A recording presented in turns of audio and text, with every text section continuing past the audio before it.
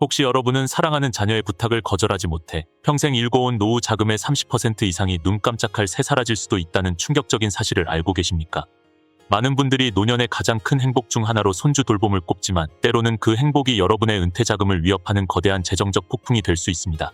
오늘은 여러분의 소중한 은퇴 자금을 자녀의 황혼 육아 요구로부터 단단히 지켜내면서도 가족의 화목을 유지할 수 있는 현명한 해법을 알려드리겠습니다. 자녀에게 휘둘리지 않고 여러분의 노후를 지키는 법, 과연 존재할까요? 2026년 현재 우리 사회에서 황혼 육아는 더 이상 일부 가정의 이야기가 아닙니다. 저출산과 맞벌이 부부의 증가, 그리고 천정부지로 치솟는 사교육비와 보육비는 젊은 부모들로 하여금 조부모에게 손주 돌봄을 요청할 수밖에 없는 현실을 만들고 있습니다.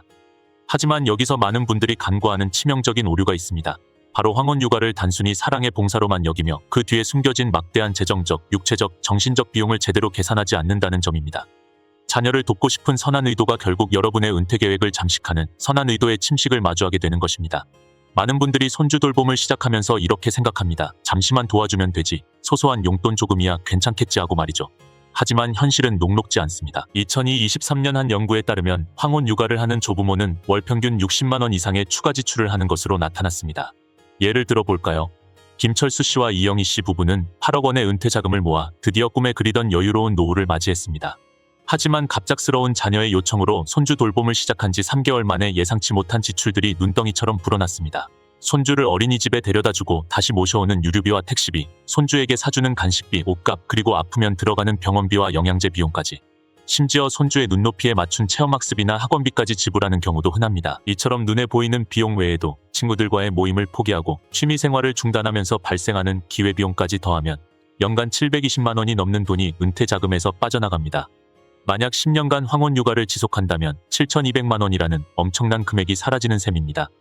이것은 단순한 지출이 아니라 여러분의 은퇴 계획표를 뒤흔드는 암묵적인 투자이며 예측하지 못한 가계부의 재앙이 될 수 있습니다. 그렇다면 이 거대한 재정적 압박 속에서 우리의 은퇴 자금을 어떻게 보호할 수 있을까요? 자녀의 황혼 육아 요청은 그 어떤 것보다 거절하기 어려운 제안일 것입니다. 하지만 여러분의 은퇴 자금을 지키기 위해서는 명확하고 단호한 원칙이 필요합니다. 저는 이를 황혼 육아 방패, 부모 자금 7계명이라고 부릅니다. 첫째, 명확한 은퇴 예산 수립입니다. 은퇴 전 여러분의 최소 생활비와 여유 자금이 얼마인지 정확히 파악하고 문서화하십시오. 이 예산은 여러분 노후의 마지노선이며 어떤 상황에서도 침범당해서는 안 됩니다. 둘째, 자녀와 솔직한 대화입니다. 자녀가 요청하기 전에 먼저 여러분의 은퇴 계획과 재정적 한계를 투명하게 공유하십시오. 우리는 노후에 이 정도 금액으로 살 계획이며 그 이상은 어렵다는 점을 명확히 전달해야 합니다. 셋째, 황혼 육아의 비용 정량화입니다. 손주 돌봄에 드는 모든 비용, 즉 교통비, 식비, 간식비, 교육비, 그리고 여러분의 시간적 기회비용까지 예상하여 자녀와 분담 방안을 논의하십시오. 모든 비용은 자녀가 부담하는 것이 원칙임을 분명히 해야 합니다. 넷째, 시간 제한 또는 기간 제한 설정입니다. 무기한 돌봄은 절대 피해야 합니다. 주 몇 시간 혹은 몇 년까지만 돌봄이 가능하다는 구체적인 기간이나 시간을 정하고 그 이상은 어렵다고 설명하십시오. 다섯째, 대안 제한입니다. 자녀가 활용할 수 있는 보육 도우미, 어린이집, 아이 돌봄 서비스 등 현실적인 대안을 함께 찾아주고 정보를 제공하십시오. 이는 나는 너를 돕고 싶지만 나의 한계는 여기다는 메시지를 전달합니다.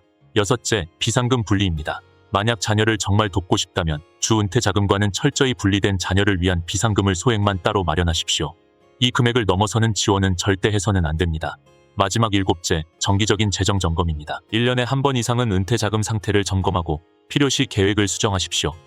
이 과정에서 자녀의 지원 요구가 예상보다 크다면 다시 한번 대화를 요청할 용기를 가져야 합니다. 많은 부모들이 사랑으로 모든 문제를 해결할 수 있다고 믿지만 결국 그 사랑이 노년의 빈곤으로 이어질 수 있다는 사실을 잊어서는 안 됩니다. 하지만 이런 원칙들을 실제 가족관계에서 어떻게 적용할 수 있을까요? 부모 자금 7계명을 적용하려 할 때 가장 큰 장애물은 다름 아닌 감정적 유대감입니다. 많은 부모님들은 자녀의 요청을 거절하면 불효를 저지르거나 사랑이 부족하다는 오해를 살까봐 두려워합니다. 이러한 감정적 유대감은 자녀들로 하여금 은연중에 부모의 은퇴 자금을 자신들의 필요에 따라 사용할 수 있다는 잘못된 인식을 심어줄 수 있습니다. 2023년 통계에 따르면 평균 은퇴 부부의 약 25%가 자녀로부터 금전적 지원 요청을 받아들였고 이 중 30%가 자신의 노후 자금에서 1년 평균 1,200만 원 이상을 지출한 것으로 나타났습니다. 이는 단순히 용돈 수준이 아닌 노후 전체를 흔들 만큼 큰 규모입니다. 여기서 우리가 범하는 가장 큰 실수는 거절을 사랑의 부재로 해석하는 것입니다. 하지만 진정한 프로 부부는 다릅니다. 여러분의 거절은 사랑이 없는 것이 아니라 장기적인 가족 안정성을 위한 가장 현명한 투자임을 자녀에게 이해시키는 것입니다. 우리가 건강하고 경제적으로 독립적인 노년을 보내야 너희에게 짐이 되지 않는다. 이것이 우리가 너희에게 줄 수 있는 가장 큰 유산이다 라고 말할 수 있어야 합니다. 이는 여러분이 노후에 자녀에게 의존하지 않겠다는 책임감 있는 사랑의 표현이며 자녀들이 스스로의 삶을 책임지게끔 유도하는 교육적 효과까지 있습니다. 과연 이 전략이 실제로 얼마나 효과가 있을까요? 여기 한 분의 사례가 있습니다. 바로 이순자 여사님의 이야기입니다. 이순자 여사님은 은퇴 후 처음으로 찾아온 자녀의 황혼 육아 요청에 갈등했습니다. 처음에는 죄책감과 미안함 때문에 전적으로 손주 돌봄을 맡을까 고민했습니다.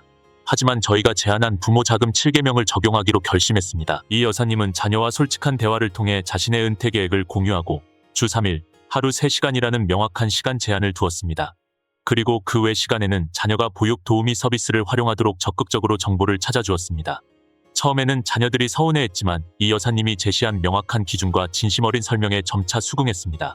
6개월이 지나자 가족 간의 갈등은 오히려 해소되었고 이 여사님은 은퇴 자금을 완벽하게 지키면서 자신만의 취미 생활까지 즐길 수 있게 되었습니다.